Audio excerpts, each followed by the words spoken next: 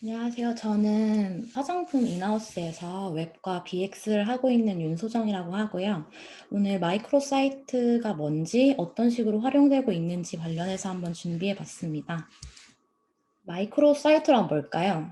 직역하면 그냥 작은 웹사이트라는 말인데, 작은 웹사이트면 그냥 다 마이크로 웹사이트일까요? 마이크로 사이트는 웹사이트에서 어떠한 역할을 수행하기 위해서 메인 사이트 외부에 존재하는 단일 컨텐츠를 담은 하위 사이트입니다. 우리가 흔히 접하는 기업의 대표적인 웹사이트들은 브랜드 스토리, 제품, 서비스 등 브랜드에 대한 모든 종류의 정보가 담긴 허브 역할을 합니다. 러쉬 브랜드 웹사이트를 보시면 헤더가 제품, 러쉬 소개, 그리고 매장 안내, 스파 이렇게 이루어져 있습니다. 다음은 러쉬의 마이크로 사이트인 러쉬 퍼퓸 라이브러리인데요. 퍼퓸 라이브러리.러쉬.com으로 이루어진 러쉬의 하위 사이트입니다. 이 사이트는 러쉬에서 퍼퓸 라인이 새롭게 출시되면서 제작되었는데요. 제품을 다양하게 경험할 수 있도록 향과 어울리는 음악과 인터랙션을 매칭한 보디 스프레이 디스코, 스크롤을 내리면 패키지가 열리는 인터랙션 효과, 그리고 MBTI와 비슷한 퍼퓸 퀴즈, 각 향의 스토리를 읽을 수 있는 이북, 그리고 신제품에 대한 이야기를 이렇게 흥미로운 컨텐츠로 풀어냈습니다. 마이크로 사이트는 어떠한 목적을 가지고 있는 단일 컨텐츠 페이지이고요. 오직 특정 한 가지 주제에 집중해서 정보를 제공하고 그와 관련된 다양한 스토리나 배경 지식, 그리고 소비자의 사용 경험 등을 더 깊이 있게 다룰 수 있습니다. 마이크로 사이트를 사용하는 경우로는 퍼퓸 라이브러리처럼 신제품의 컬렉션이나 홍보를 해야 할 때, 또는 브랜드의 일반 타겟 고객이 아닌 특정 고객에 어필을 해야 할 때, 캠페인이나 이벤트의 참여형 툴로서도 사용이 가능하고, 교육 분야나 브랜드 정신, 그리고 가치를 전달해야 할 때도 사용됩니다. 이렇게 마이크로 사이트는 웹상에서 매력적이고 차별화된 경험을 느끼게 할 수 있는 브랜디드 콘텐츠로 활용되면서 마케팅적 목표를 달성하는 툴로서의 역할도 수행합니다. 그럼 한번 특징을 알아볼 텐데요. 마이크로 사이트의 특징은 단일 도메인을 가지고 있다는 겁니다. 마이크로 사이트는 보통 자체 독립 도메인, 그리고 브랜드 이름을 포함할 필요가 없는 자체 웹 주소 이렇게 가지고 있는데요. 도메인의 구조는 그 캠페인의 성격을 알려주거나 설명이 구체적으로 들어가 있습니다. 예를 들어서 어도비 공식 사이트는 www.adobe.com인데 어도비에서 만든 나의 크리에이티브 타입을 분석해보는 사이트의 도메인은 도메인만 봤을 때는 전혀 어도비와 관련이 없어 보이죠. 이렇게 어도비와는 전혀 상관없어 보이는 사이트의 도메인으로 이루어질 수 있습니다.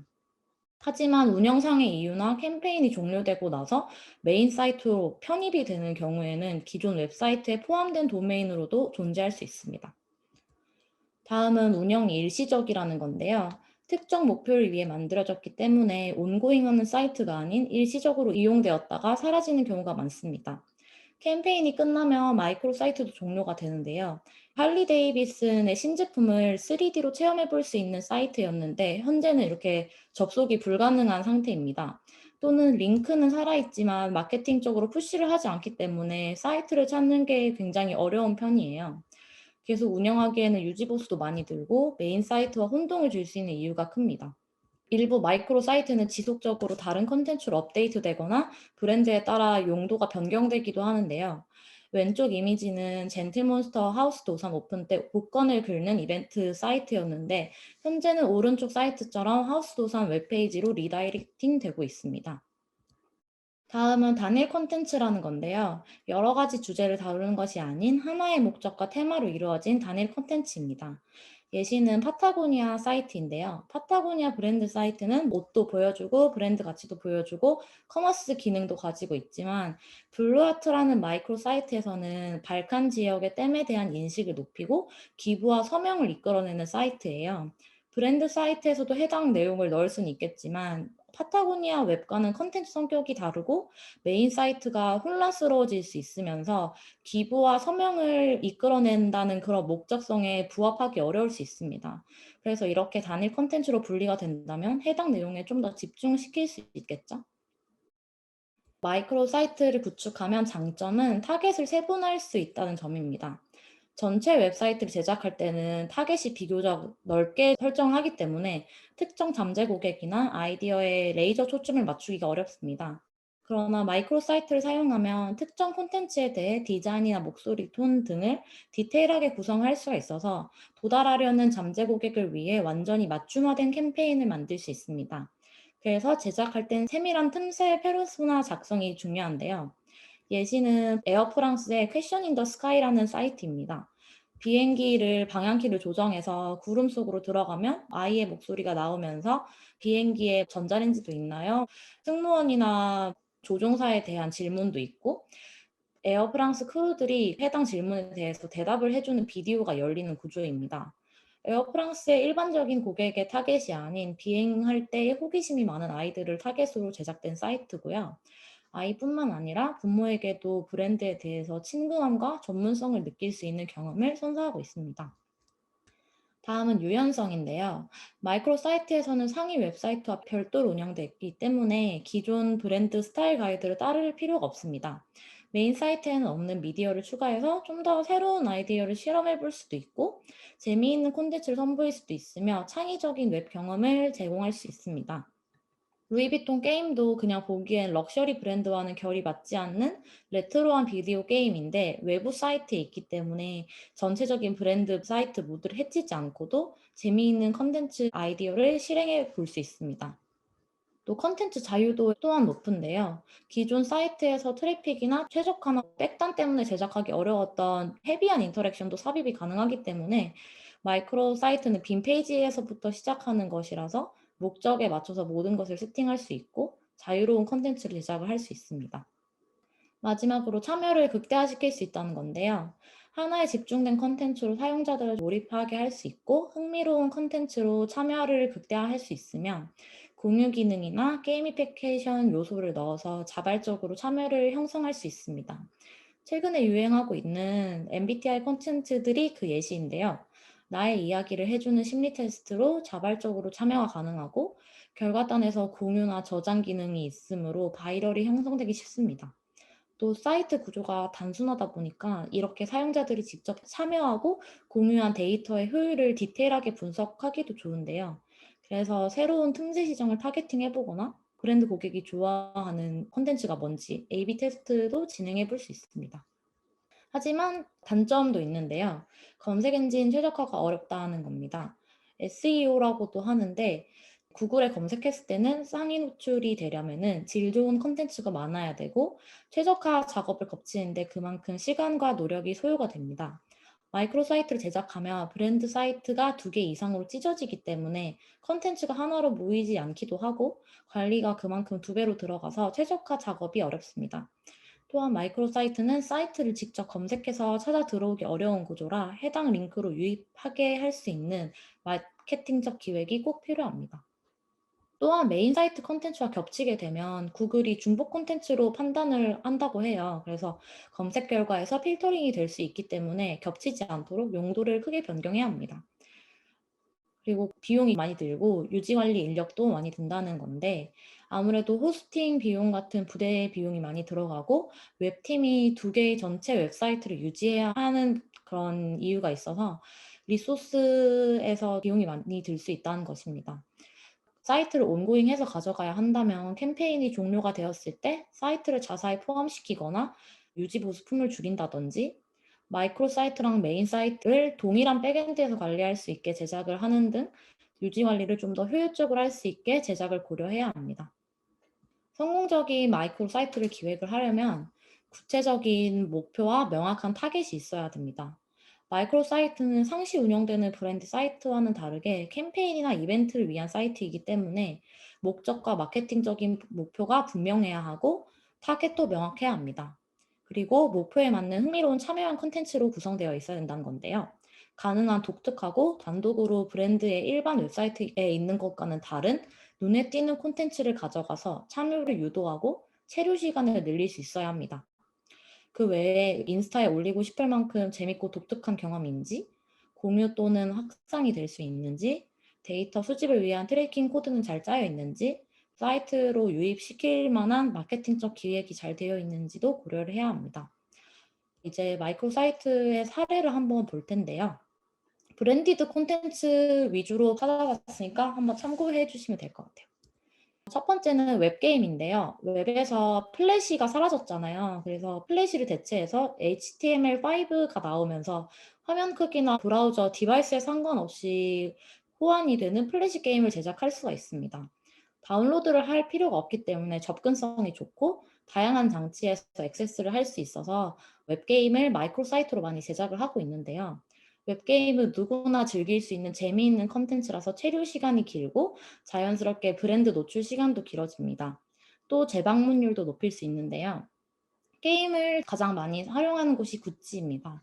구찌는 웹으로도 만들지만 앱에서도 게임 아카이빙 시켜 놓는데요. 이 미니게임 덕분에 코로나 기간에 명품 업체 앱 중에 다운로드 2위를 달성했다고 합니다. 구찌 스니커즈 모티브 게임인 구찌 에이스는 레벨이 올라갈 때마다 8비트에서 3D로 그래픽이 변화를 하고 있는 모습을 보여주고 있습니다.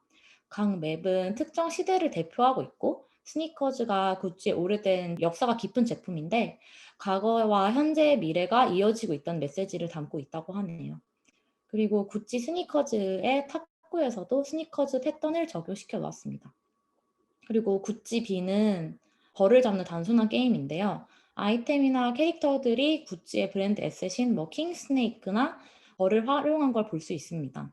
이렇게 게임 요소만으로도 그래픽 모티브를 활용하여 브랜드 에셋을 노출시키고 메시지를 전달을 할 수 있고 또 중독성이 있기 때문에 체류 시간이 길어지고 재방문율도 높아질 수 있습니다. 소개시켜 드리고 싶은 게임이 폴로에서 나온 폴로베어라는 홀리데이 런이라는 게임이에요. 홀리데이 런 게임을 보면은 폴로 베어라는 폴로 캐릭터가 있죠. 이 캐릭터가 폴로의 스토어들이 일러스트로 작업이 되어 있는 배경을 달리면서 이루어지는 단순한 러닝 게임인데요. 런던, 파리, 도쿄 이렇게 맵도 설정을 할 수가 있고 도쿄로 한번 셀렉을 해 볼게요.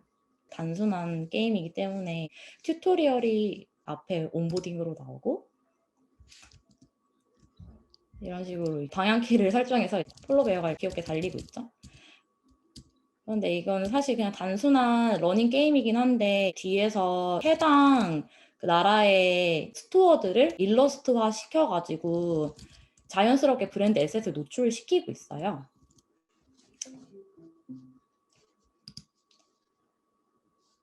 네.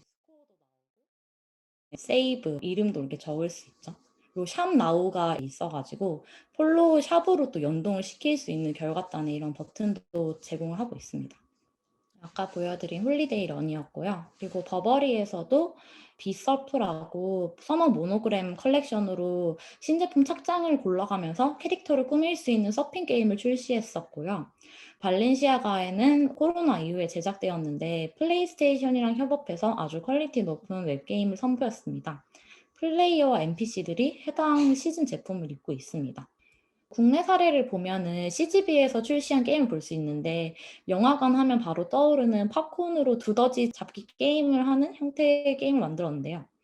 게임 스코어로 실시간 랭킹도 매겨주고 결과단에서 랭킹 따라서 경품도 당첨이 될 수 있게 하기 때문에 블로그에서 팝콘이를 잡아라 공략도 나올 정도로 고객들이 자발적으로 참여를 많이 했던 사례입니다.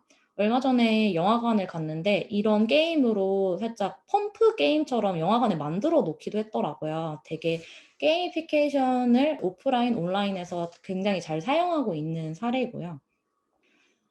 그리고 웹게임을 만들었을 때 고려해야 될 점을 말씀드리면은 성취감과 적절한 보상이 주어져야 한다는 것입니다. 또 진입했을 때 자세한 조작법을 설명해 주기 어렵고 쉽게 진입했기 때문에 조작 방법이 어려우면 또 금방 이탈을 할 수도 있어요. 그래서 누구나 한번 보면 척하고 알 수 있는 쉬운 조작법의 게임이어야 합니다. 또 인터랙션이나 아이콘, 게임 요소에서 브랜드에서 보여주고자 하는 요소들을 시각적으로 풀어내서 브랜드와의 연결성도 가져가야 합니다. 다음은 스토리텔링인데요.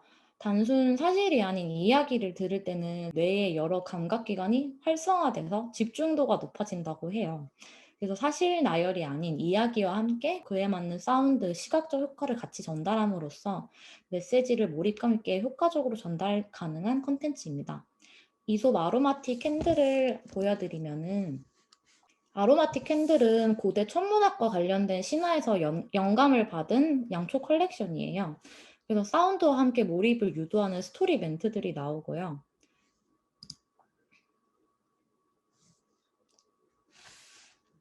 소비자를 트래블러라고 지칭을 하고 있죠. 고대 천문학이라는 정체성을 보여주기 위해서 이렇게 8비트 그래픽을 사용한 영상을 보여주고 있습니다.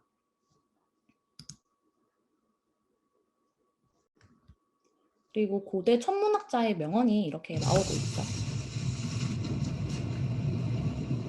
이렇게 8비트 애니메이션을 사운드와 영상으로 다 보고 나면은 이 마이크로 사이트의 메인으로 연결이 되어 있는데요.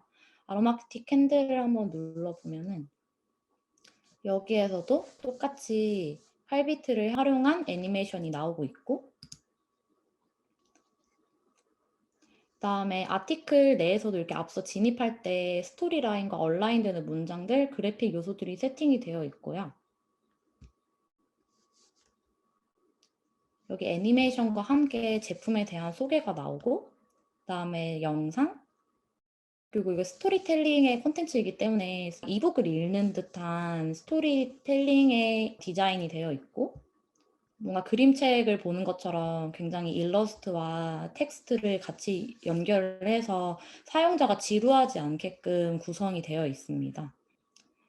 그리고 여기서도 사용자를 트래블러라고 지칭을 하면서 굉장히 몰입감 있는 경험을 보여주고 있죠. 돌아와서 스토리텔링 콘텐츠를 고안할 때 또 유의해야 될 점은 명료하고 일관된 목소리로 얘기를 해줘야 된다는 점입니다. 불필요한 단어를 많이 사용하거나 관련 없는 정보는 줄이고 타겟 청중과 브랜드에 걸맞는 톤으로 모든 요소에서 일관성 있게 전달을 해야 합니다. 그리고 영상이나 사운드, 다양한 유형의 인터랙션을 사용해서 스토리에 더욱 몰입할 수 있는 환경을 조성해줘야 합니다. 그리고 버튼을 삽입하거나 클릭을 유도하는 문안을 넣어서 결론까지 쉽게 도달할 수 있도록 구성이 되어야 합니다. 다음은 가상 공간인데요. 가상 공간은 쇼룸, 전시 등의 장소를 가상으로 구현해서 직접 그 장소에 체험하는 듯한 몰입감을 주는 컨텐츠입니다. 전시 컨텐츠를 우선 하나 보여드릴게요. 뉴욕의 브루클린 뮤지엄이랑 넷플릭스 협업으로 진행한 온라인 전시인데요. 실제 뮤지엄 내 보자르 코트라는 전시관을 재현해서 퀸스 갬빗과 더 크라운 의상의 전시를 해놓았는데, 실제 전시 이벤트처럼 디자이너들과 큐레이터의 토론회도 열렸다고 해요. 드래그 다운 투 엔터라고 해서 한번 들어가 보면은 뭔가 제가 직접 이 박물관에 들어가는 것처럼 몰입감 있는 인터랙션이 나오고요. 이렇게 들어가게 되면 이 보자르 코트의 전시관 안에 옷이 전시되어 있는 걸 볼 수 있습니다. 플러스를 누르게 되면은 마네킹을 클릭해 보면 의상을 3D로 한번 확인해 볼 수 있고, 디테일한 정보들과 함께 이 옷이 퀸스 갬빗에서 어디 장면에서 이 옷을 입고 나왔는지 클립을 볼 수 있습니다. 또 햄버거 버튼을 누르게 되면은 넷플릭스와 브루클린 뮤지엄 본 웹사이트로 연결을 유도를 하고 있고, 공유도 할 수 있고, 이렇게 어떤 옷이 있는지 내비게이터로 한 번에 정리가 되어 있죠.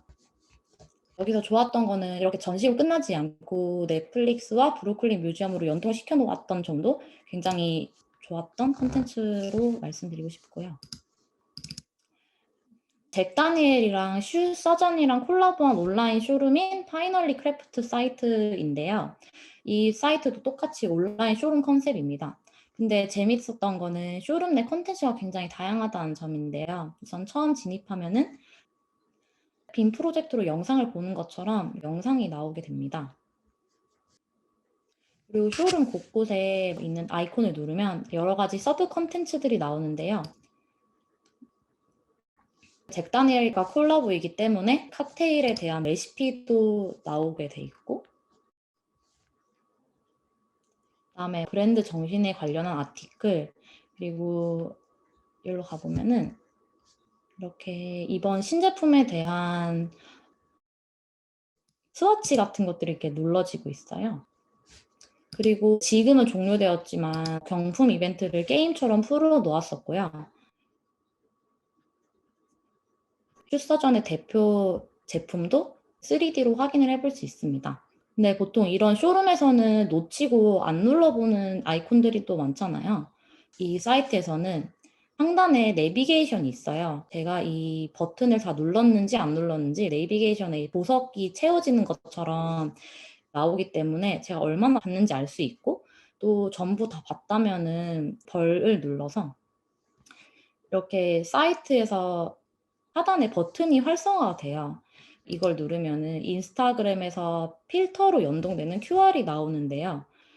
이렇게 사람들이 다 보면은 재미있는 컨텐츠를 경험할 수 있도록 리워드도 주는 방식이 있어서 끝까지 포기하지 않고 이 컨텐츠를 다 경험할 수 있도록 제작이 되어 있습니다. 이 육각형 아이콘은 슛서전 심볼이 벌이기 때문에 벌집을 형성화한 건데, 이런 에셋들도 브랜드와 연결이 되어 있죠. 되게 재밌고 중간중간에 컨텐츠도 많기 때문에 한번 둘러보셨으면 좋을 것 같은 사이트입니다. 아까 말씀드린 슛서전 잭다닐 사이트도 여기에 다 있으니까 한번 참고해 보시면 좋을 것 같고요. 다음엔 레이블링입니다. 레이블링은 최근까지 유행하고 있는 MBTI처럼 자기 정체성을 특정 유형으로 분류하는 컨텐츠입니다. 자신의 레이블의 라이프 스타일에 동조하면서 그것을 추종하는 경향을 보이기 때문에 자발적으로 참여하게 되고, 공유와 바이럴을 통해서 확산이 쉽기 때문에 국내 브랜드에서 아주 많이 제작을 하고 있죠. 그중에 소개해드리고 싶은 거는 어도비에서 만든 크리에이티브 타입스인데요. MBTI처럼 질문 형식의 컨텐츠가 있고 결과값이 나오고 공유를 할 수 있는 컨텐츠입니다. 이것도 한번 보여드리면은,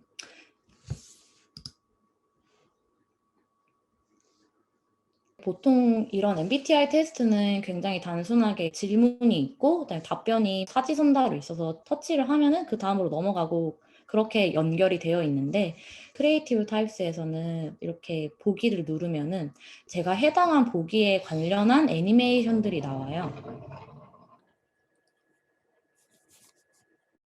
질문들에 대한 답변 다 하면은 결과단이 나오는데, 결과는 8가지로 구성이 되어 있고 결과값에는 각 크리에이티브 유형과 어울리는 캐릭터들과 함께 공유 기능이 있어요.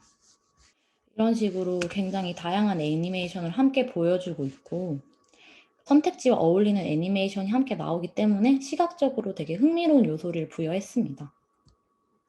그리고 공유 기능이 아까 있었다고 말씀드렸잖아요. 재밌었던 거는 저장을 하면은 이 캐릭터를 프사로 쓸 수 있게 다양한 이미지를 제공을 하고 있는데, 보통은 카톡으로 공유하기 정도의 기능만 삽입이 되어 있는데, 어도비에서는 트위터용, 프사용, 인스타 스토리용 이런 식으로 굉장히 SNS에서 공유가 편하게끔 제작이 이미 다 되어 있는 거를 한 벌을 보내주더라고요. 그래서 공유 기능에도 굉장히 신경을 많이 썼구나라고 생각이 들었던 그런 사이트입니다. 이 사이트의 목표는 브랜드 인지도를 높이는 동시에 어도비가 가진 고유의 창의성을 각 질문과 답변 페이지 사이에서 애니메이션을 통해 보여주는 거에 있어요. 크리에이티브라는 소재에 대한 분석을 제시하면서 어도비가 고객의 창의적인 요구를 가장 잘 충족시킬 수 있는 브랜드임을 어필하고 싶었던 사이트라고 할 수 있습니다. 마지막으로는 사운드인데요. 시각 위주의 디지털 경험에서 청각 요소를 사용해주면 굉장히 몰입감이 높아질 수 있고 사용자의 기억에 더 오래 남을 수 있는데요. 보통 이런 인터랙티브 웹을 구성할 때 사운드를 많이 사용하지만 사운드가 더 부각된 사례를 하나 보여드리겠습니다. 마세라티에서 만든 사운드 베팅이라는 웹인데요. 마세라티에서는 네튜노라는 엔진을 사용하는데 이 엔진이 마세라티의 상징이라고 해요. 그래서 최고급 장비로 마세라티의 엔진 소리를 라이브로 녹음을 해서 실제 시동을 걸고 주행을 하는 듯한 몰입감을 주는 컨텐츠입니다.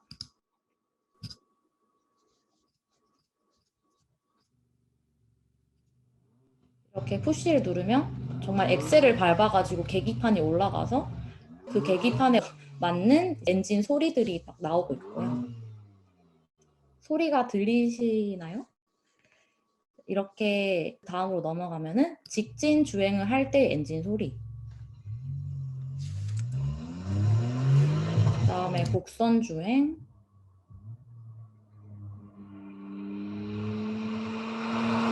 그리고 레이싱을 할 때 이런 식으로 사운드에 대한 몰입감을 주면서 하나하나 눌러보면서 제가 진짜 마세라티를 타고 주행을 하고 있는 듯한 그런 경험을 제공해주고 있는 그런 사이트입니다. 또 하나 더 말씀드리고 싶은 거는 이게 웹에서는 웹 정책에 따라서 진입하자마자 사운드가 자동 재생되지는 않아요. 그래서 버튼을 누르거나 액션을 취해야 사운드가 흘러나오게 되어 있기 때문에 시동을 거는 듯한 기어를 변경하는 것 같은 그런 버튼이 있어야 UI에서 다 온라인돼서 작동이 되기 때문에 사운드를 활용해서 사이트를 만들려면은 버튼과 사운드가 나오는 거에 지점을 적절하게 잘 디자인을 해줘야 좋은 웹사이트가 구성이 된다고 볼 수 있습니다. 제가 정리한 사례는 여기까지고요. 참고 아티클은 여기서 한번 봐주시면 될 것 같습니다. 감사합니다.